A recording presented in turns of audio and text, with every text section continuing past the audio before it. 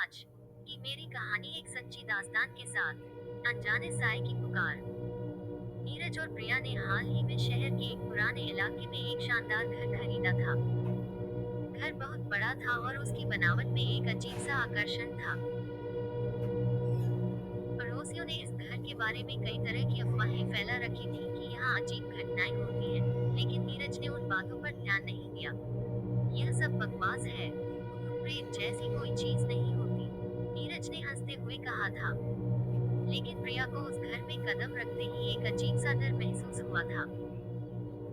उसे लग रहा था कि कोई उसे देख रहा है, पर वह इस भावना को नजरअंदाज करती रही। घर में शिफ्ट करने के कुछ दिन बाद ही अजीब घटनाएं शुरू हो गईं।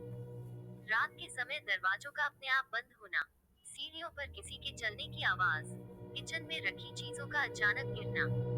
एक रात प्रिया ने महसूस किया कि कोई उसके बिस्तर के पास खड़ा है। उसने डर के मारे आंखें खोली तो देखा कि एक परछाई उसकी ओर बढ़ रही थी। वह घबराकर नीरज को जगाने लगी, लेकिन नीरज ने उसे डांटते हुए कहा, यह सब तुम्हारे दिमाग का वहम है, सो जाओ। एक दिन नीरज ऑफिस गया हुआ था। घर में प्रिया अकेली थी। तभी उसे किसी के रोने की आवाज सुनाई दी। आवाज घर के बेसमेंट से आ रही थी। डरते हुए प्रिया ने टॉर्च लेकर बेसमेंट का दरवाजा खोला। सीढ़ियों से नीचे जाते हुए उसकी सांसें तेज हो रही थी। जैसे ही वह नीचे पहुंची, उसे एक टूटी हुई अलमारी के पीछे से किसी के सांस लेने की आवाज सुनाई दी। उसने कांपते हुए अलमारी को हटाया। एक छोटी बच्ची वहां बैठी थी। फटे कपड़े, गंदा चेहरा और डरी हुई आंखें। प्रिया ने पूछा, तुम कौन हो? लड़की ने धीमी आवाज में कहा, मुझे बचाओ, वो मुझे लेने आ रहा है। तभी अचानक बेसमेंट का दरवाजा अपने आप बंद हो गया। नीरज ने प्रिया को इस बारे में बताया तो वह गुस्से में बोला, तुम्हारा दिमाग खराब हो गया है, यह सब तुम्हारी कल्पना है। लेकिन फिर अगली रात कुछ ऐसा हुआ जिससे नीरज का पूरा विश्वास हिल गया। रात के 3 बजे नीरज ने महसूस किया कि कोई उसके पैरों को खींच रहा है। उसने देखा कि एक साया उसके पैरों को पकड़े हुए था। नीरज ने जोर से चिल्लाया, कौन हो तुम? साया बोला, तुमने इस घर में कदम रखा ही क्यों?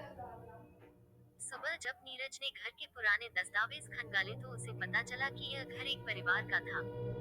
उस परिवार के सभी लोग अचानक गायब हो गए थे। बेसमेंट में खुदाई करवाने पर वहां से एक बच्ची का कंकाल मिला।